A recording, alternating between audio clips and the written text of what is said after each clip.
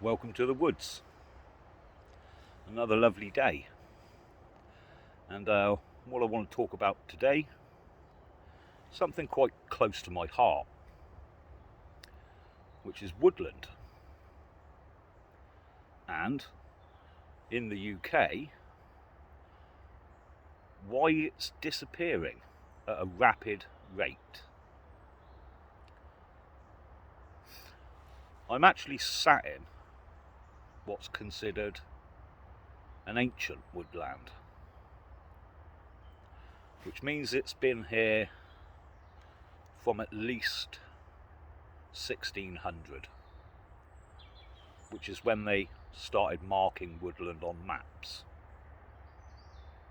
or the maps that we have access to today. It's hundreds and hundreds of years old, and there's some incredible trees here. And I think it's obvious if you've watched any of my videos that I kind of love the place. There's something about woodland. If you're a bloke, you're probably going to have memories from your childhood, going into the woods with your mates and building dens. And they linger long after.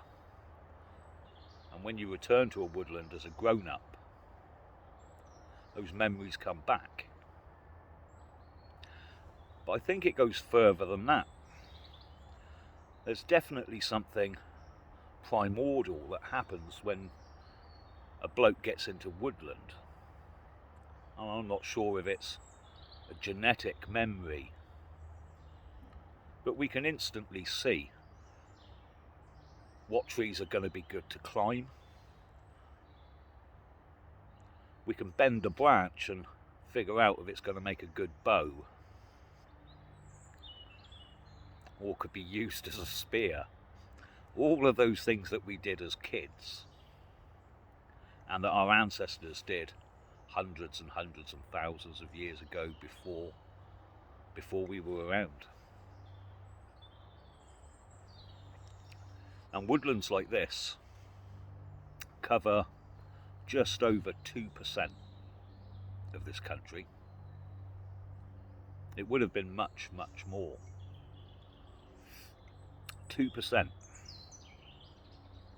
It's hardly any.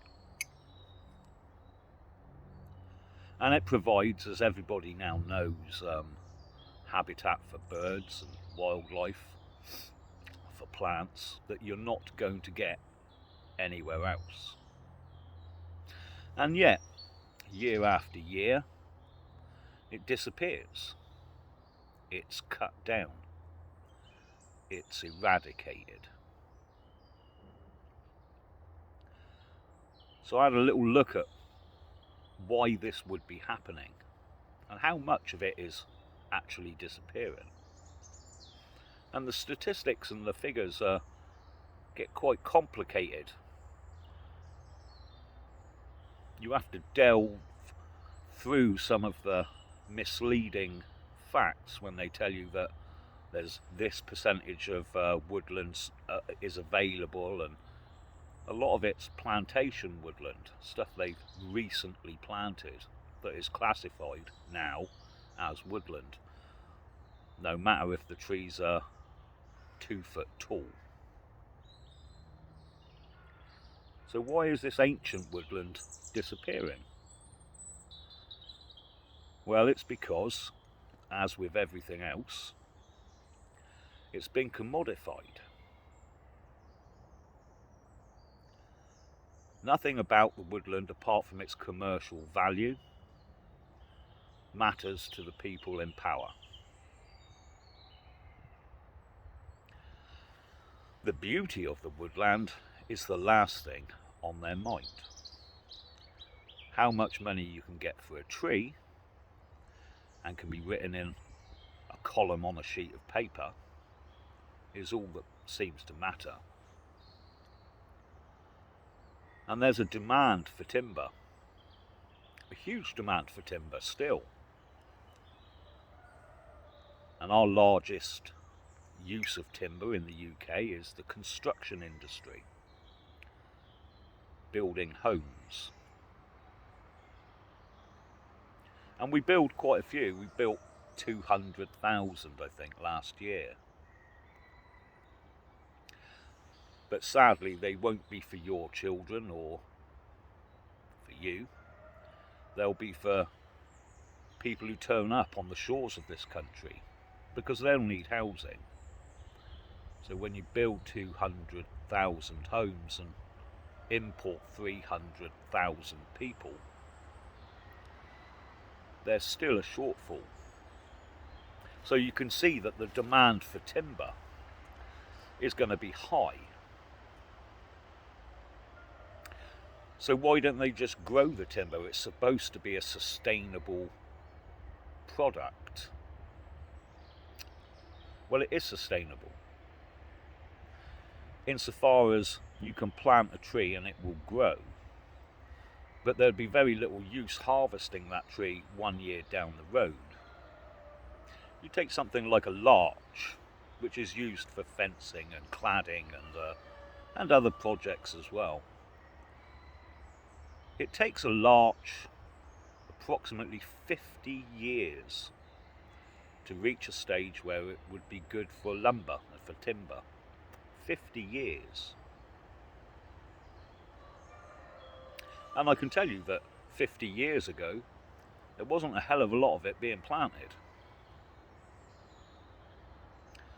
They have started to plant more trees now, but not enough.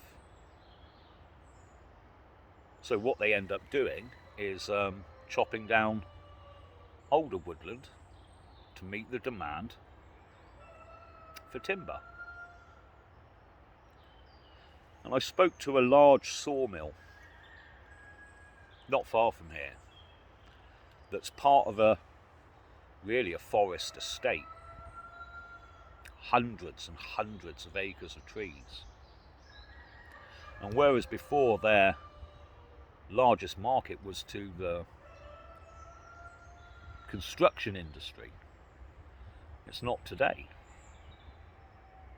Today their largest market and their biggest profit comes from supplying people like Drax, which is the largest power station in the United Kingdom, who has converted 4 of their 6 power units from coal power to wood pellets. Hundreds of thousands of tons burnt in these things to provide electricity. And they were encouraged to do that by the government, and it's listed as a sustainable way of getting your energy. So they'll tear down the ancient woodlands because it would take too long to grow the trees that they need to supply you with power. And not just Drax.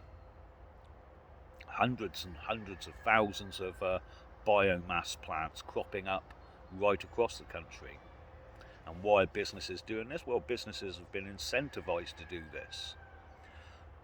Tax breaks, cash handouts, government subsidies. So more and more wood is turned into pellets. And originally these pellets were a byproduct of the timber supplied to the construction industry. So they'd get the sawdust and they would mix that with straw or another combustible material and then compress it and make it into pellets, and it was burned. But there's not enough byproduct. So now they start using whole trees. And now the pellet industry is able to charge more money.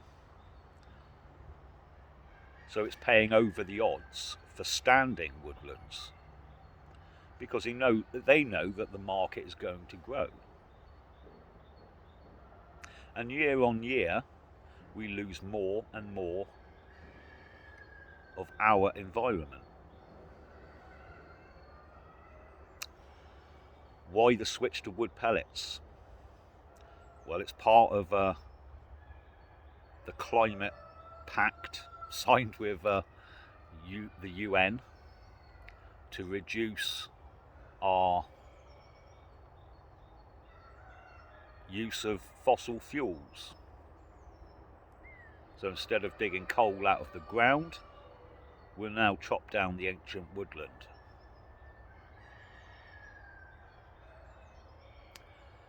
And at the same time,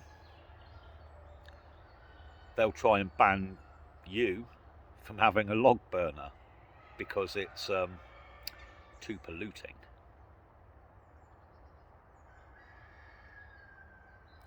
These are beautiful places, part of our heritage, part of our life.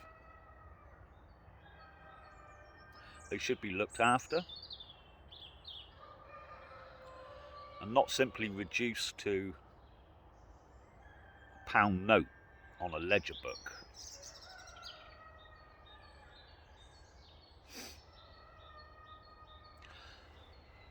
But that's all they become to a global elite that see no beauty, merely money. And I dare say they may keep a few patches that they can enjoy. But these places aren't for you. Eventually, you might see a tree in a museum, because where they're standing, you won't be allowed to go. And the ones you can see from your windows, or from the car as you're driving along, they'll be long gone. So they're cutting down the trees for housing, they're cutting down the trees for biofuel, and they're also doing it for agricultural reasons. So they'll waylace to a whole woodland and turn it into fields so that they can grow crops like rapeseed. And why would they do that? Well, because they're going to ban petrol and diesel. And if they're going to ban that, they're going to need a substitute. And the substitute comes from vegetable oils. And I'm seeing the impact of that today with the taxes and levies on and limitations put on red diesel, which was for commercial use, and they've tightened the screw on that. So a lot of these farm industries, these farm ancillary businesses, will no longer be allowed to use red diesel, which is cheaper, which allows them to make a small profit. They'll have to use an alternative, and the alternative is a much more expensive white diesel, or a newfangled vegetable oil, which is nearly twice as expensive. Why is it twice as expensive? Pound notes in a ledger book. Everything reduced to profit and loss. Their profit and our loss.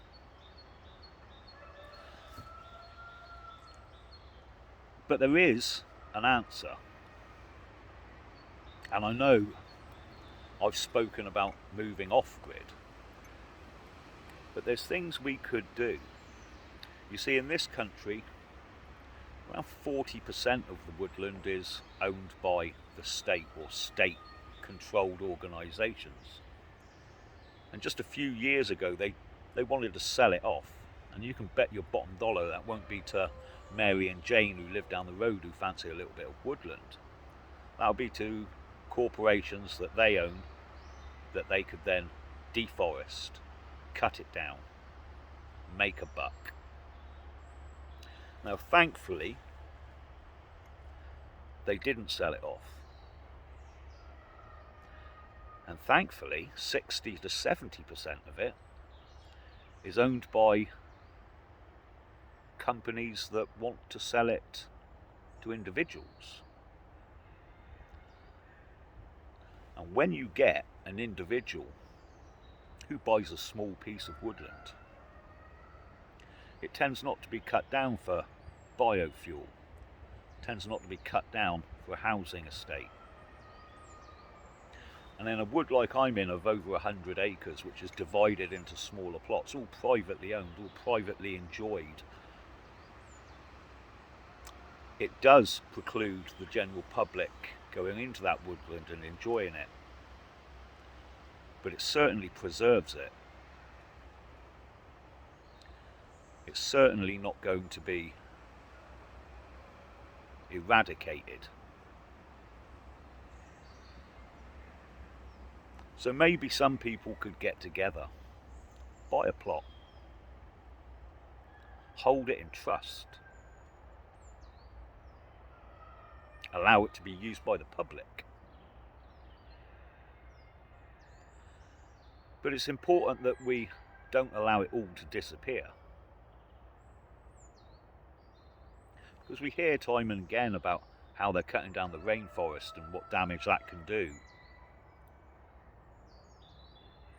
But they're cutting it down in your own country. They're cutting it down here in the UK. And those places we used to play as boys, they won't exist for our grandchildren or our children. Just concrete and glass.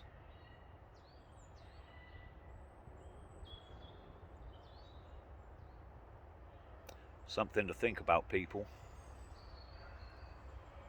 Have a good one. I'll see you soon.